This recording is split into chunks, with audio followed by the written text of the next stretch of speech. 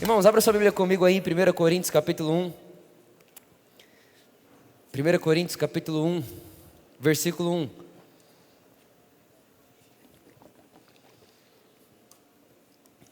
Primeiro Coríntios capítulo 1, versículo de número 1. Diz assim: Paulo, convocado para ser apóstolo de Jesus Cristo pela vontade de Deus, e o irmão Sóstenes, a igreja de Deus que está em Corinto, aos santificados, repita assim comigo: santificados em Cristo Jesus. Agora fala comigo: e convocados para serem santos. Até aqui, feche seus olhos comigo. Espírito Santo, muito obrigado. Obrigado porque Jesus disse que iria e deixaria alguém que ensinaria sobre ele. E nessa noite nós temos absoluta certeza que o Senhor nos ensinará Jesus. E toda vez que nós vemos Jesus, o conhecimento de Jesus é ampliado, graça e favor são multiplicadas. Obrigado que sairemos daqui tão conscientes do amor de Deus, com uma convicção tamanha de que somos amados e de que nada pode nos separar do seu amor e da sua vida. Em nome de Jesus, amém, amém e amém. Irmãos, eu quero falar com você hoje um assunto, e eu trago como tema, talvez, um assunto que é muito falado hoje em dia e muito questionado ao mesmo tempo. O que eu trago para vocês hoje tem como tema a verdadeira santidade. Fala para quem está do seu lado: a verdadeira santidade. Você vai concordar comigo que se você já frequentou a igreja durante quanto tempo, alguns anos da sua vida, você já ouviu muito se falar sobre esse tema. Principalmente quando a celebração, a palavra, a pregação é para os jovens. Então, uma conferência de jovens, qual que é o tema? Seja santo. Então talvez tenha dois temas que são os temas mais falados dentro da igreja hoje. Esses temas seriam pecado e santidade. Então o pecado, a libertação do pecado. Então larga o pecado, deixa o pecado de lado, para de pecar e tudo esse negócio. Você não nasceu para pecar e tudo isso. E do outro lado vai estar: seja santo. Então não peque e seja santo. Talvez seja um resumo de um dos assuntos que é mais falado e pregado hoje, dentro das igrejas. Mas eu quero mostrar para você hoje que talvez, de alguma forma, nós tenhamos entendido um pouco errado o real sentido de santidade. Você percebe que durante alguns meses para cá, o que nós vemos fazendo aqui é, de alguma forma, redefinindo algumas crenças, redefinindo alguns pensamentos, redefinindo algumas coisas que nós aprendemos e que muitas vezes não carrega a plenitude do Evangelho. E santidade, para mim, tem sido um desses temas, onde as pessoas, quando escutam a mensagem da graça, qual que é a próxima coisa que elas falam? Isso daí vai fazer o povo pecar, ou seja, cadê a santidade? A gente vai receber diversos tipos de perguntas relacionadas a isso. Tá bom, Vitor, Deus é bom, Deus é amor mesmo, Deus nos salvou, mas e a santidade? Você não vai pregar sobre arrependimento, você não vai pregar sobre santidade. Por quê? Porque de alguma forma existe uma crença que diz para nós que existe a possibilidade de um pregador incentivar a santidade em alguém, aonde a minha mensagem pode gerar em você algo que te leve a andar corretamente.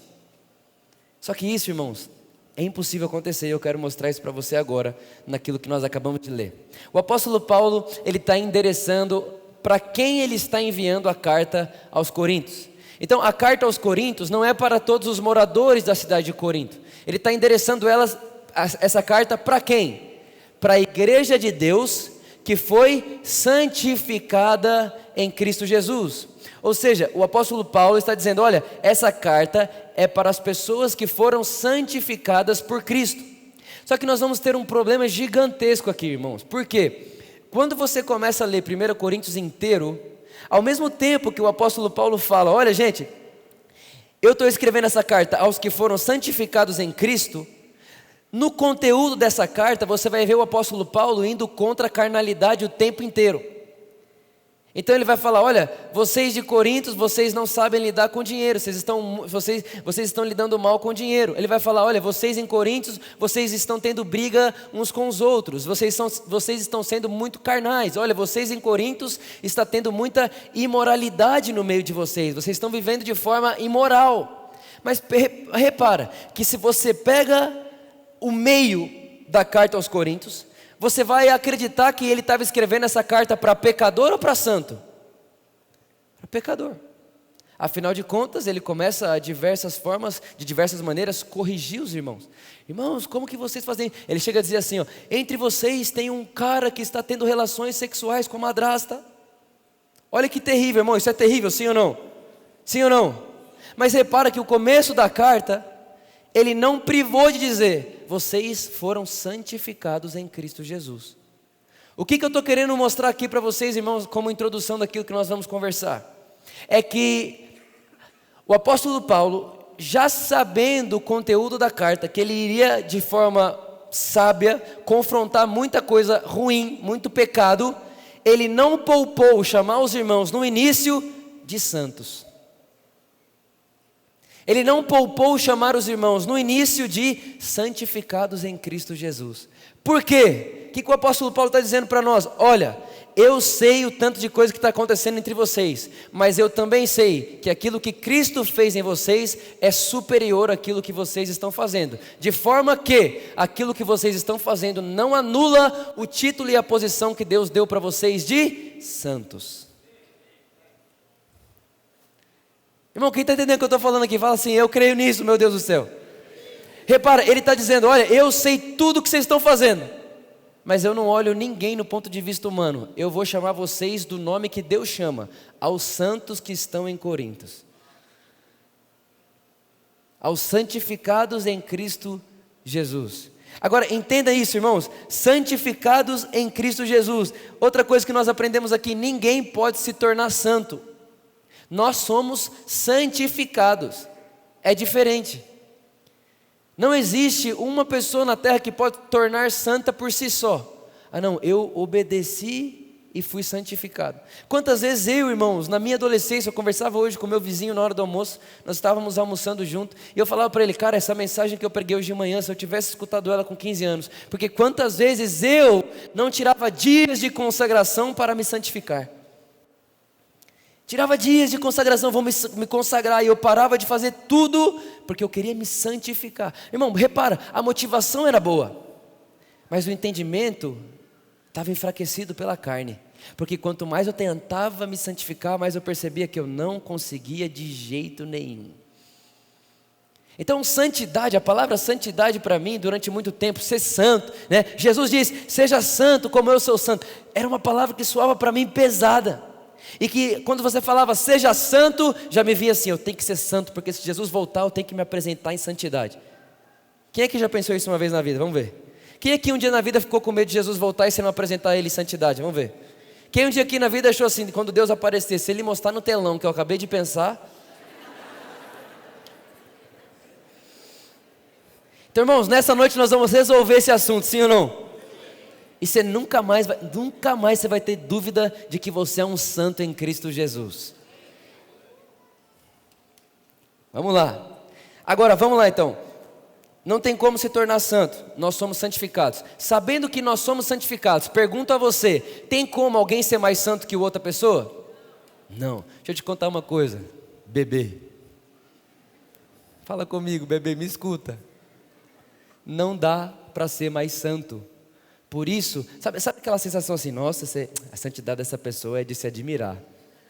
Por quê? Aí você fala, mas por quê? Aí ela começa, ela não ouve música secular, ela casou virgem, ela nunca fala mal de ninguém. E aí você começa a falar um monte de coisa boa, sim ou não? Mas a motivação é errada, porque você está dizendo, atribuindo a ela uma santidade que ela está conquistando pelo que ela faz. Nossa, essa pessoa é muito santa. Por quê? Porque ela ora e jejua toda semana. Nossa, essa pessoa é muito santa. Por quê? Porque ela tem um devocional maravilhoso. Repara, nós atribuímos a santidade e o ser santo com tarefas. E não é isso que a Bíblia diz. Não é isso que o Evangelho nos ensina. Ninguém pode ser declarado santo por tarefas bem obedecidas. Ninguém pode ser declarado santo por cumprir conjunto de regras. Ninguém pode ser declarado santo por não deixar de cumprir um mandamento, alguma coisa assim. Até porque Tiago capítulo 2 diz, se você quer obedecer a lei, obedeça a lei inteira. Irmão, é mais ou menos assim, ó. Na prática da obediência, para ser declarado santo, ou você tira 0 ou você tira 10. Eu não sei você, mas durante muito tempo da minha vida, em algumas matérias que eu não gostava muito na escola, eu gostava de tirar 6. Você tira 6 e passa de ano, né? Então, português, biologia, umas coisas assim que não me caía muito bem, eu falava, vou estudar para tirar 6. Mas com a lei, irmão, não dá para tirar 6. Ou você tira 10, ou você tira 0. Ou você tira 0 ou você tira 10. Não existe meio termo, não dá para passar.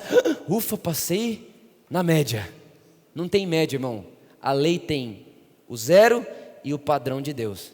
E a verdade é que todos nós aqui concordamos que ninguém, mediante obediência a tarefas, pode alcançar o padrão de Deus por si só.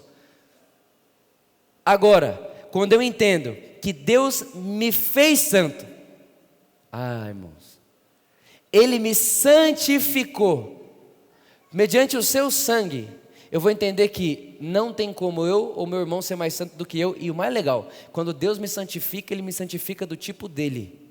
E qual que é o tipo de Deus? Cristo Jesus.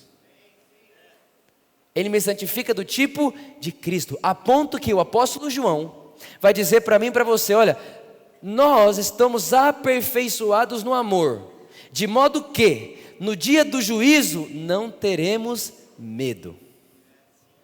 Irmão, sabe aquele negócio de ter medo do juízo? Sabe? Quem é que já teve? Irmão, isso nunca era para passar na cabeça de um cristão. Nunca. Por que não? Porque no dia do juízo, João diz, como Ele é, nós somos. Pergunta, qual medo que Jesus tem de se apresentar ao Pai? Se Jesus não tem nenhum, irmãos, nós também não precisamos ter nenhum. O autor de Hebreus, no capítulo 10, verso 19, vai dizer, olha, Ele abriu para nós um novo e vivo caminho, e agora nós podemos entrar com ousadia. Nós não temos medo do juízo, só que tem uma coisa, irmãos, só pode se apresentar diante de Deus quem é santo do tipo de Deus. Quem que é a pessoa que tem medo do juízo? Quem está querendo se apresentar diante de Deus na força do braço. Toda pessoa que falar para você, eu tenho medo do juízo, eu tenho medo de me apresentar diante de Deus, é porque essa pessoa está confiando nela. E confiando em si mesmo, todo mundo sabe que está sempre devendo. Então, uma pessoa que quer se santificar para se apresentar diante de Deus, na semana que ela pensa que fez tudo certo, ela se apresenta e diz, Deus, volta essa semana porque eu estou tinindo. Só que o que ela não sabe é que a Bíblia diz que existem pecados ocultos que nem nós sabemos que cometemos, mas Deus sonda todas as coisas, de modo que até na semana que parece que fez tudo certo, se Jesus voltar e quiser se apresentar de si mesmo, não vai dar bom. Por isso, irmão, só existe uma maneira de se tornar santo do tipo de Deus, que é recebendo a salvação da mesma forma que você recebeu recebendo a santidade, da mesma forma que você recebeu a salvação, pela graça de Deus. Irmãos, eu vim aqui nessa noite para contar para você uma coisa, a salvação é de graça e a santidade também é pela graça. Ai, meu Deus do céu, é muito bom, meu Deus, como eu queria ouvir essa mensagem quando eu era um garoto. Como eu queria ter escutado e entendido isso quando eu era menor. Quantas vezes eu me automutilei, eu me falava, meu Deus do céu, Irmão, Lutero, sabe o que Lutero fazia? Lutero ia, dia que estava nevando lá no país dele, ele tirava a roupa, ficava de sunga, ia para o meio do gelo, dormir no gelo, enquanto nevava, para apagar os pecados dele, irmão. Querendo alcançar o padrão de Deus, falou, não, eu preciso me mutilar. A história diz que Lutero pegava cinto e batia nele. Que ele estava dizendo, como que pode? Eu sou um conhecedor das Escrituras, eu vivo minha vida para as Escrituras, eu faço isso o tempo inteiro, mas parece que nunca é suficiente. Eu durmo na rua, eu durmo no gelo, eu me mutilo, mas parece que eu nunca estou em paz com Deus. Até o dia que a história conta que ele está lendo Romanos capítulo 5, verso 1. Estamos em paz com Deus mediante a fé. Irmão, ali começa a reforma protestante, graças a Deus por isso. Sou salvo mediante a fé, estou em paz com Deus mediante a fé. Eu fui santificado mediante a fé. Repare, irmãos, se nós fôssemos para o capítulo 5 de Coríntios e assistíssemos um filme retratando o capítulo 5, 6, 7, 15 e 16, todo mundo aqui ia falar que Coríntios é Sodoma e Gomorra, mas Paulo diz em capítulo 1 que eles eram santos do Senhor, santificados em Cristo. Irmão, lascou, ficou pequeno, hein? É por isso que Jesus diz assim: ai de vocês fariseus, vocês não compreendem os tempos e nem a minha obra, porque no reino dos céus as prostitutas e os políticos corruptos entrarão primeiro do que vocês.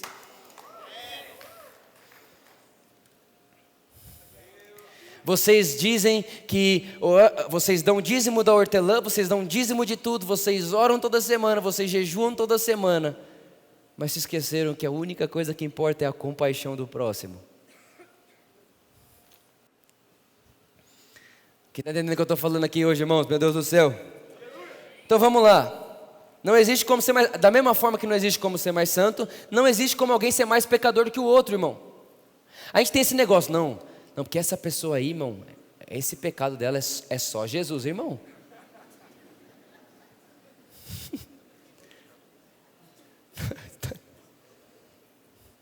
É verdade ou não é? Irmão, para uma criança que acabou de nascer, um bebê, é só Jesus também, irmãos.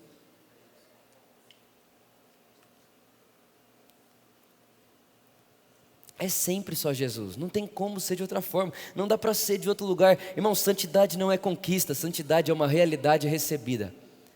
É uma realidade recebida. Coloca para mim, por favor, Hebreus capítulo 10, verso 14. Acabei a introdução e agora eu vou pregar, pode ser? Faz um favor para você. Leia Hebreus capítulo 10, 15 vezes, decore e tatua nas costas.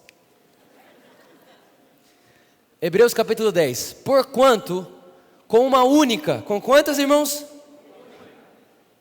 Aperfeiçoou, até quando? Quem? Os que estão sendo? Tá bom, irmão, pergunta a você. O que significa aperfeiçoou? Tornou perfeito. Tá bom, esse texto está dizendo que ele vai aperfeiçoar, que ele está aperfeiçoando ou que ele aperfeiçoou? Pergunta de novo. Esse texto está dizendo para mim e para você que o aperfeiçoamento é um processo, que o aperfeiçoamento está no futuro ou que o aperfeiçoamento já aconteceu? Então você está lendo ali no texto que o aperfeiçoamento não é um processo. Ah não, dia após dia eu vou me aperfeiçoar. É isso que está dizendo o texto? Não. Você está dizendo para mim então que o texto não está dizendo que aperfeiçoamento é no futuro. Você está dizendo para mim então que o aperfeiçoamento foi feito aonde? Na cruz. Irmãos, olha para quem está do seu lado e fala: você foi aperfeiçoado. De uma vez por todas.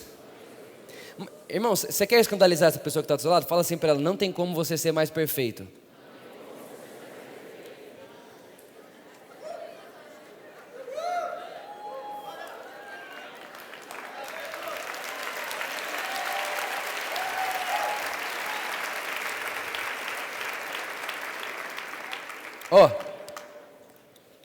Agora, ele aperfeiçoou por toda a eternidade todos os que estão sendo. Então repare, irmão, ele garante que somos perfeitos, mas no mesmo texto ele diz: vocês estão sendo santificados. E todo mundo vai concordar comigo que santificados é um processo, sim ou não? Agora, irmão, olha que absurdo isso aqui. Essa palavra santificados significa efeitos da purificação. Se você vai pegar o grego dessa palavra santificados, o grego da palavra santificado significa efeitos de alguém que foi purificado. Efeitos. É um efeito de algo que aconteceu comigo e com você. Repara, não saiu de mim. A origem disso não sou eu. De quem que é a origem da santificação? De quem me purificou. Ou seja, começou em Jesus. O meio é quem? Jesus. E o final é quem? Jesus. Dele eu fui aperfeiçoado. Por ele estou sendo santificado. E para ele me apresentarei perfeito.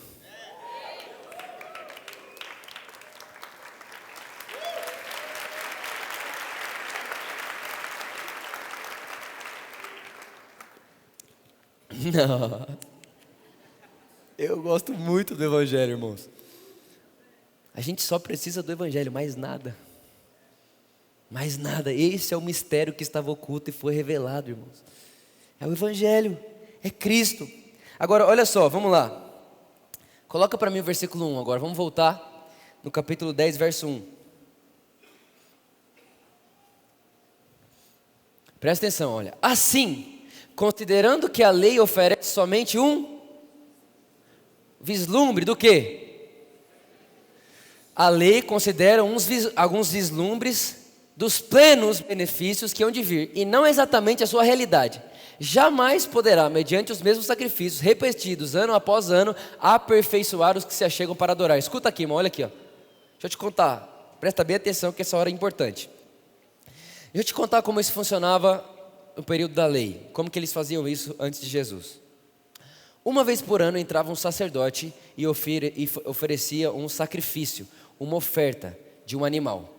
Esse sacerdote, ele ia com uma fita amarrada. Olha que absurdo isso aqui, irmão. Ele ia com uma fita amarrada na cintura e com um sininho. Por quê? Porque se ele entrasse no Santo dos Santos para aspergir o sangue e não fosse aceito, ele morria. Não tem história de que ninguém morreu, tá? Ninguém morreu fazendo isso. Mas ó, pra você ver como é severa a lei. O cara estava amarrado com um sininho e eles sabiam que se cair, o sino vai bater, a gente tem que puxar porque morreu. Um sacerdote entrava, toda a nação, irmãos, era o dia mais importante para Israel. Por quê? Porque esse homem que estava entrando, a Bíblia diz que ele tinha que apresentar primeiro sacrifício pelo seu pecado e depois pelo sacrifício do povo. Agora olha só, ele entra, aonde está o povo? O povo está tudo aqui atrás, irmãos. Irmão, pensa numa roeção de unha. Todo mundo assim ansioso, meu Deus, será que ele sai? Se não sair, irmão, é juízo. Se não sair, vai pesar, Deus vai pesar, irmãos. Se ele não sair, nós não seremos perdoados. Toda guerra que a gente entrar, a gente vai perder, porque a gente sabe que sem Deus a gente perde todas as guerras. Israel sabia disso. Então era uma apreensão, todo mundo ficava esperando o quê? O sacerdote sair. Se o sacerdote saísse vivo, o que significava? Está todo mundo perdoado.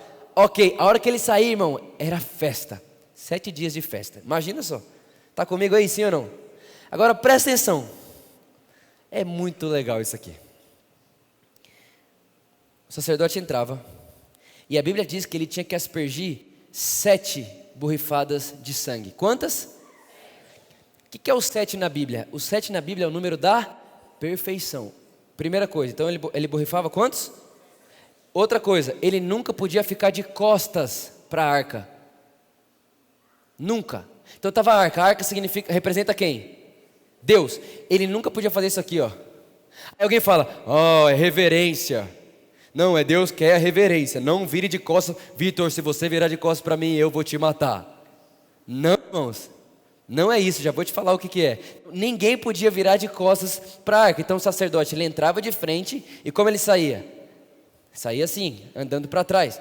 Para nunca ficar de costas para a arca. Então qual que foi as duas coisas que eu falei para vocês? Primeira, era 7 borrifadas de sangue. Segunda, nunca virar de costas para a presença de Deus. Isso era um vislumbre, sim ou não? Então repara, se é um vislumbre, é porque existe uma realidade, certo? Nós acabamos de ler ali, que a lei oferecia vislumbres. Então tá, quem quer saber o que é a realidade disso? Vou te falar qual que é a realidade disso agora. Por que Deus falou para borrifar 7 vezes? Por que Deus falou para não virar de costas para a arca? Vou ensinar para vocês agora. Primeiro, Deus estava querendo mostrar para mim e para você que diante dele, a gente sempre vai estar em posição 7. O que é a posição 7? Perfeição. Você nunca vai se apresentar diante de Deus como quem deve. Diante de Deus ele te vê sempre perfeito.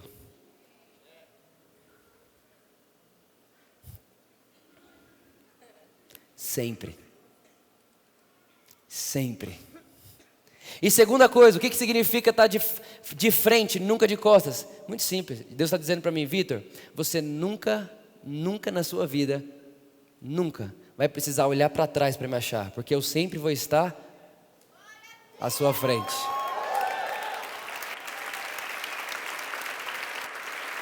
Ou seja, são sombras que apontam uma realidade. Ah não, mas Deus falou que tem que ir para trás. Aí o Michael Jackson aparece, né? Não, irmãos, não é isso. Deus estava dizendo, eu estou sempre à frente de vocês. E você pode me olhar sempre de olho no olho, estou sempre na frente. E mais, Vitor, você sempre se apresenta diante de mim com perfeição. Mas por que perfeição? Porque eu sou perfeito? Não, mas porque tem um sangue perfeito. Meu Deus do céu, será que tem alguém entendendo isso aqui? Próximo verso 2. Se não fosse assim, não seriam cessados de ser oferecidos? Pode passar o próximo. 3. Contudo, essas cerimônias e sacrifícios promovem todos os anos uma recordação dos pecados. Ou seja, o texto está dizendo que ir até lá todo... Agora imagine, irmãos. Pensa comigo. O cara oferece aqui, é aceito, todo mundo comemora. 7 dias de festa. Depois todo mundo ia embora, falando, tomara que ano que vem dê certo de novo. Esse ano deu certo, mas tomara que ano que vem dê certo de novo. Repara, nunca tinha segurança plena. Nunca tinha uma segurança assim, eu sou perdoado para sempre. Nunca tinha uma segurança tipo, eu posso me apresentar sempre diante de Deus. Nunca tinha uma segurança, eu sou sempre perdoado. Isso não existia, por quê? Porque eram só sombras. Calma que nós vamos chegar na realidade. Próximo. Porque é impossível que o sangue de touros e bodes remova pecados. 5. Por isso, quando Cristo veio ao mundo, proclamou, sacrifício e oferta não quisestes, mas um corpo me preparaste. Verso 6. De holocausto e oferta pelo pecado não te agradaste. Repara, irmãos, está dizendo que Deus nem gostava daquilo que fazia. Está dizendo, não sou eu. É o texto, irmão, está dizendo. Deus nem gostava. Mas era uma sombra para te ensinar uma realidade. Próximo. Então eu disse, Jesus, tá? Aqui estou, no teu livro está escrito a meu respeito. Vim para fazer a tua vontade, ó Deus. 8. Olha lá, irmão. Havendo declarado em primeiro lugar sacrifício, oferta, holocausto e ofertas pelo pecado não quisestes, tampouco deles te agradastes, os quais foram realizados conforme a lei. Lei é sombra. Próximo. Olha esse aqui, irmão. 9. Então completou, aqui estou, vim para fazer a tua vontade. E assim, ele faz o que com o primeiro? E ele faz o que agora? Estabelece um novo padrão, certo? Agora a pergunta é, que padrão é esse? Vamos lá para o próximo verso. E por essa determinação, olha o padrão novo. Fomos santificados por meio da oferta do corpo de Jesus Cristo, feita de uma vez por todas. Irmãos, não resta mais sacrifício para perdão de pecados. Agora, pergunto a vocês, perdão de pecados é progressivo ou de uma vez por todas? De uma vez por todas, irmãos. Só que qual que é o grande problema? Tem gente que acha que assim, não, primeira coisa, eu estava perdido. Aí Jesus me tira do inferno e me põe aqui agora processo de santidade. Aí se eu passar pelo processo de santidade, eu entro no átrio. Aí se eu passar pelo processo de libertação das hereditárias, eu entro no Santo dos Santos. Se eu passar no processo seletivo de oração, leitura bíblica e jejum, eu entro no Santo dos Santos. Jesus não faz isso. Jesus não faz nada progressivo. A Bíblia diz que quando Ele tira você de onde você estava, num piscar de olhos, Ele bota você aonde Ele está. Vou falar de novo. Não deu tempo de você piscar. No dia que você creu e disse, Jesus, você é meu Salvador. Num piscar de olhos, Ele tira você de onde você estava e coloca você na onde Ele está, sentado agora à destra do Pai. Irmãos, num piscar de olhos. Na verdade, não dá tempo nem de piscar. Aleluia. Agora olha, calma que a gente vai chegar. Ele fez isso. Então, qual que é o padrão de hoje? É esse. Agora pensa comigo, irmãos. Né, existe uma doutrina que diz o quê? Que pecado perdoado é pecado confessado. Não, isso não é verdade. Pecado perdoado é pecado pago. Para um pecado ser perdoado, ele não tem que ser confessado, ele tem que ser pago.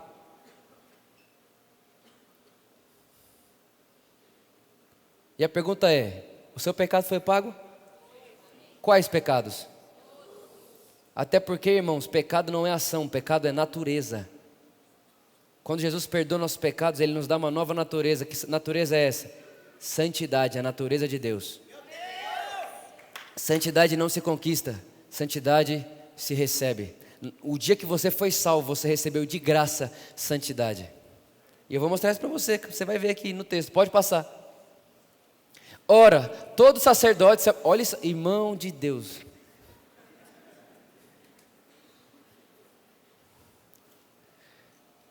Todo sacerdote se apresenta, dia após dia, para exercer seus deveres religiosos, que nunca podem remover pecados. Próximo. Jesus, no entanto, meu Deus, estou arrepiado, acho que eu estou sentindo Deus nesse lugar.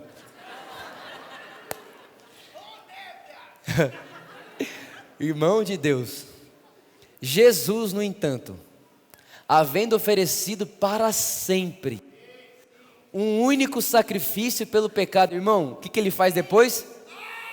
Ele se assenta. Agora escuta isso aqui, pensa no sacerdote, irmão, Espírito Santo, põe imaginação na cabeça deles agora. Imagina, o sacerdote entrava, não, irmão, isso aqui, meu Deus do céu, Jesus, escuta, grava e não esquece nunca mais. Toda vez que qualquer coisa condenar você, qualquer pessoa tentar condenar você, qualquer pessoa quiser tirar sua paz ou tirar a convicção e a segurança que você é santificado para sempre, se lembre disso. O sacerdote entrava, ele aspergia lá, ia embora. Quando ele, fui fulminado, né? Ele ia embora, irmão, a lei é severa. Eu fui embora. A hora que eu saía, todo mundo celebrava e todo mundo ia embora. Pergunto a vocês, quem foi de todo Israel a única pessoa que foi diante de Deus? O sacerdote. Mais ninguém. E mais, irmãos, ele entrou lá por alguns segundos, alguns estudiosos dizem que duravam 7 minutos, tá? É o que eles dizem, não estou dizendo que isso está na Bíblia, mas vamos supor 7 minutos no ano, que alguém entrava lá, fazia um negocinho e ia embora. Agora, olha como aquilo era só uma sombra de algo muito superior. O nosso sacerdote, quando ele entra, primeiro que ele não leva um sacrifício, ele é o sacrifício. Irmão, em toda a religião do mundo, até na evangélica, quem apresenta o sacrifício é o homem. Por isso que o evangelho não é religião, porque no evangelho você nunca vai ver o ser humano com o sacrifício na mão. Porque o evangelho é a notícia de que Deus se sacrificou para a salvação da humanidade. Toda religião é o que você pode fazer e sacrificar para ganhar e receber o favor de Deus. Todas. O evangelho não. De forma nenhuma. Aí ele entra. Ele é o sacrifício. Ele não é um animal. Ele é Deus encarnado que morre e se sacrifica em favor da humanidade. Só que ele faz uma coisa. Quando ele entra, ele não borrifa 7 negócios e vai embora. Ele entra, se apresenta, é aceito e depois ele se assenta. Aí pensa nisso, vamos supor que está todo mundo aqui, ó, igual estava Israel, lá atrás. Será que vai dar certo? Será que vai dar certo? Será que vai dar certo? Será que vai ser aceito? Será que vai ser aceito? Quando ele senta, sabe o que ele faz? Vitor, deu certo. E tem uma coisa, você não precisa mais ficar aí fora. Deu tão certo que você também agora pode entrar e sentar comigo no mesmo lugar que eu estou. Irmãos, nesse exato momento, obviamente, porque tem uns irmãos em pé ali, mas quem é a única pessoa que deveria estar em pé aqui agora? Eu, sim ou não? Porque eu estou trabalhando, certo? Eu estou pregando, eu estou exercendo uma tarefa, eu estou exercendo uma função. Todo mundo aqui podia estar sentado. Por quê? Porque vocês não estão trabalhando. Tem um único dia na Bíblia que a Bíblia aponta para anjos sentados. Uma única vez na Bíblia inteira você vai ver anjos sentados. Sabe que dia é? O dia que Maria vai até o sepulcro e quando ela chega lá o corpo não está mais lá. Quando o corpo não está mais lá, o texto diz, e os 2 anjos estavam sentados. Irmão, porque quando Jesus diz está consumado, até os anjos se sentam. Não resta mais nada. Não resta mais nada, não resta mais nada, não resta mais nada, não resta mais nada. Ele é a nossa santidade, Ele é a nossa justiça, Ele é a nossa paz, Ele é a nossa segurança, Ele é o Cordeiro de Deus que não apaga e que não cobre, mas que tira o pecado de todo aquele que crê. Ele é a nossa salvação, Ele é a nossa paz, Ele é o alfa e o ômega, o começo e o final, o autor da nossa salvação. Foi Ele, irmão, e mais, Ele disse: aquele que vem até mim, eu não lançarei fora. Irmãos, você pode ir até Ele e falar: vou embora. Ele fala: vai não, eu te pego, você é meu. Ele prometeu, e Ele é fiel a Ele mesmo, para o Deus que prometeu que vai ter você para sempre. Ele não te larga nunca mais por nada, irmão. Você pode fazer birra, você pode fazer escândalo, você pode, faz o que você quiser. Ele é mais fiel do que eu e você. Ele é fiel à sua palavra, Ele é fiel ao seu amor, e se Ele diz que nada vai tirar você da mão dEle, nada vai tirar você da mão dEle. Irmão, podem te julgar, as pessoas podem falar de você, fica em paz. Quem tem paz diante de Deus não precisa estar em paz diante dos homens.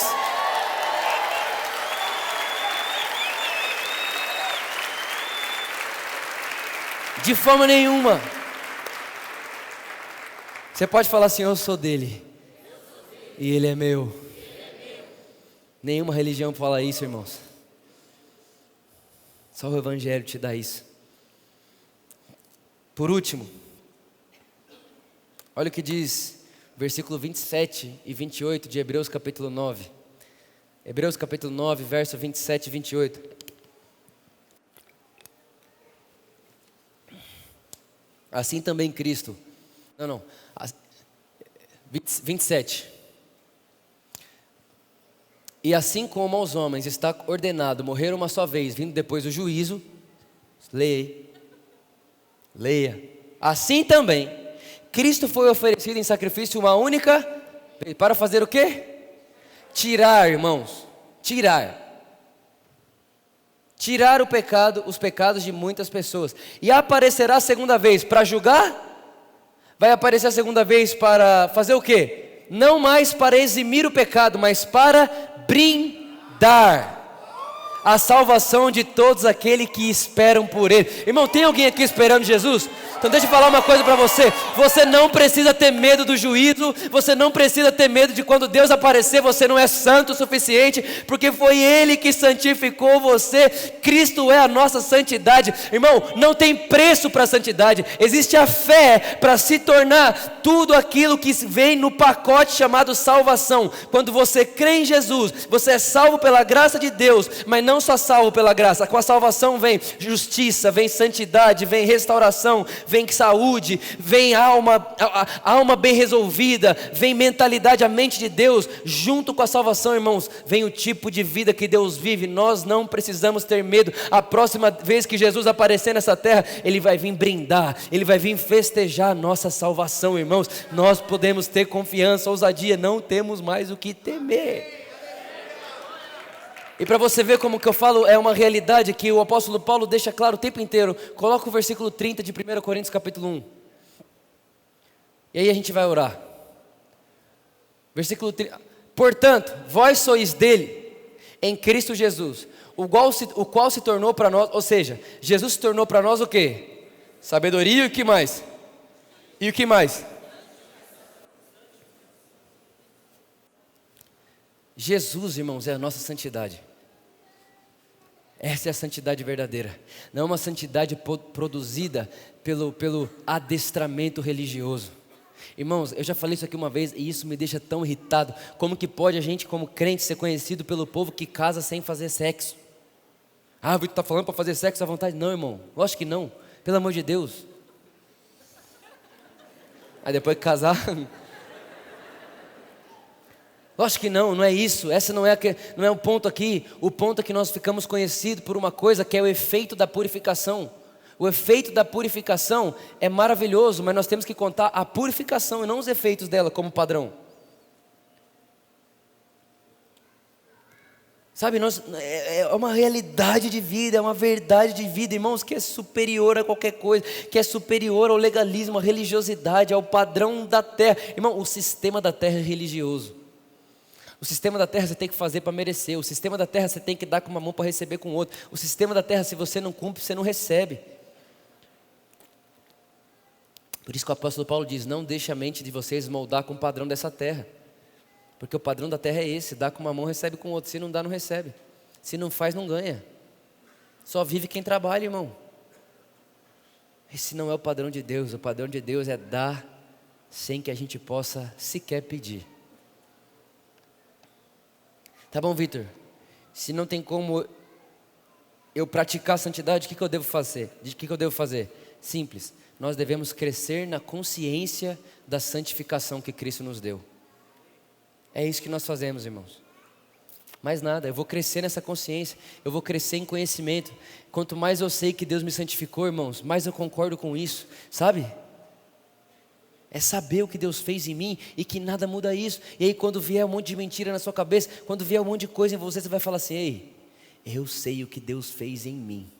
E o que Deus fez em mim é superior a qualquer uma dessas mentiras. Eu sou o que Deus diz que eu sou. Eu posso o que Deus diz que eu posso. Eu me tornei o que Deus diz que eu me tornei. E Ele disse que eu fui santificado em Cristo Jesus. Ele disse que eu sou totalmente perdoado. Ele disse que ninguém pode me tirar da mão dEle. Ele disse que aquele que vem até Ele, Ele jamais lançará fora. E se Ele disse, Ele é fiel para cumprir todas as suas palavras. E a Bíblia diz que nenhuma palavra volta para Ele vazia. Antes, quando Ele fala, a palavra se cumpre. E essa palavra já se cumpriu na minha vida. Eu já fui aperfeiçoado, eu já fui santificado, eu já fui regenerado, eu já fui reposicionado. O meu sacerdote é perfeito, eu estou assentado com Ele nesse exato momento. Ele não está tendo que ir lá todo ano aspergir sangue, pelo contrário, existiu uma sombra, e nessa sombra aspergia lá 7 borrifadas de sangue para declarar minha perfeição diante de Deus. Deus nos vê perfeito em Cristo Jesus, independente de obras, independente de obediência à lei, até porque Paulo disse que a lei não provém da fé, mas da obediência. O justo não vive pela obediência à lei, o justo vive pela fé.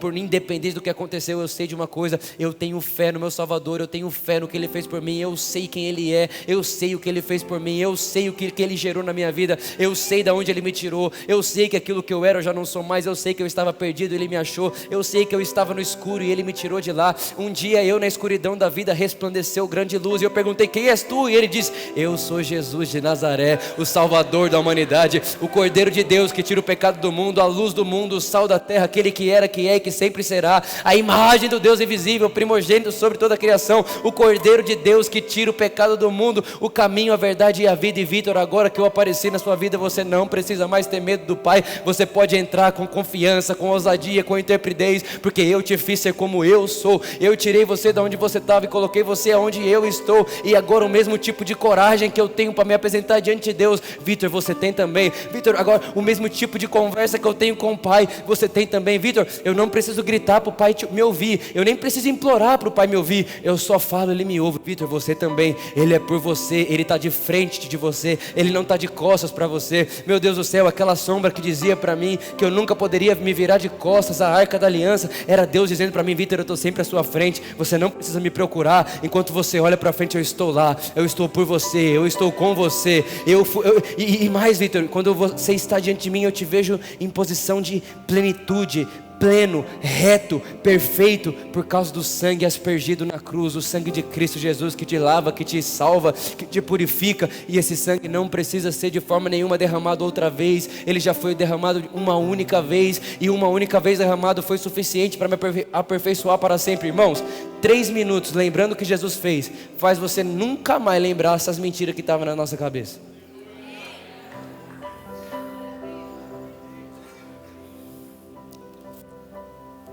Eu sou santo.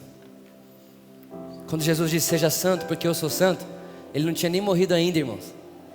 Da mesma forma, quando Ele disse: carregue sua cruz, Ele não tinha morrido ainda. Irmãos, Jesus estava falando uma realidade para incentivar um desencorajamento. Pedro, seja santo como eu sou santo. Eu? Ser como você? Não dá. Eu preciso que alguém faça isso por mim, Jesus. Então deixa comigo, eu faço.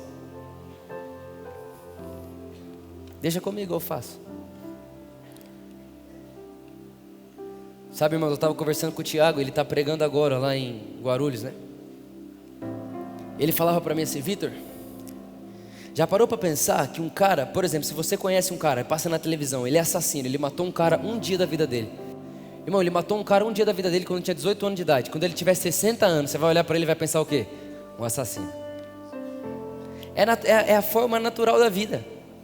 Porque uma coisa que aconteceu uma única vez reflete a vida da pessoa para sempre. Agora, por que a gente tem mais facilidade, irmãos, em atribuir o que foi feito uma vez para alguém com um assassinato, e não conseguimos atribuir a verdade que, uma vez santificado, para sempre santificado será?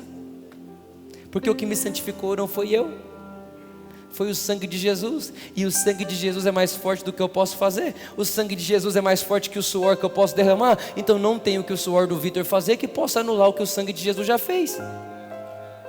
Por isso, meus irmãos, uma vez santificado por Cristo Jesus, santificado para sempre será. E aí nós não precisamos ter medo. É bom demais.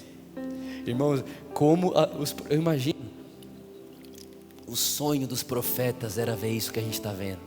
O sonho de Isaías, o sonho de Jeremias, o sonho de Davi, o sonho de Abraão, irmãos, o sonho de Moisés era ver isso em plenitude. Eles tinham um vislumbre. É a mesma coisa, pensa isso. Você vai na minha casa, a gente está lá, e eu gosto muito de um doce chamado nanica. Quem gosta? Gosto muito. Aí você está sentado lá. Aí Léo, propaganda para você. Você está sentado lá na mesa. Estou conversando com você e eu falo, tem uma torta que se chama nanica. Na verdade não chama nanica, né? A minha preferida é a Monoff, de morango. Chama Monoff. Cara, o sabor é indescritível. Eu começo a falar para você. Eu começo a tentar falar para você qual que é o sabor, qual que é a sensação, qual que é o sentimento que eu sinto enquanto eu como aquela torta. E eu começo a falar, e de repente alguém bate na porta. Quando alguém bate na porta, adivinha o que traz na mão? Uma Monoff gigante. Só que aí sabe o que a gente faz? Opa, obrigado pela Monoff. Pega a Monoff, guarda na geladeira e fala, vamos voltar para nossa conversa? Senta aí. Então, a Monoff é assim, ó, de baixo ela tem Oreo. Aí em cima um pouquinho de doce de leite condensado, com não sei o que. E aí, pergunta, tem lógica eu continuar tentando te explicar uma coisa, sendo que é só você provar? Irmão, é isso que é a lei. A lei é tentar trazer Deus para um papel, para de alguma forma tentar entender Deus. E foi isso que ele fez. Ele deu a lei, porque a lei é o padrão alto dele, para dizer para o homem, olha, você perto de mim precisa de um Salvador. Meu padrão é muito alto, minha santidade é alta. Não tem meio termo, ou é ou não é. E o desejo de Deus sempre foi manifestar Cristo. Por isso Deus faz o quê? Deus faz você desejar ou pedir Cristo Jesus. Então quando eu estou te apresentando a Monoff, você fala o quê? Eu quero a Monoff. Só que aí o que muitas pessoas fazem? Então, pra você pegar a Monoff, você vai ter que pagar.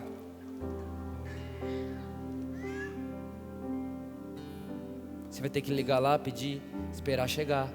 E aí um dia você prova. Só que está na minha geladeira, irmãos. Sabe o que a gente precisa parar de fazer, irmãos?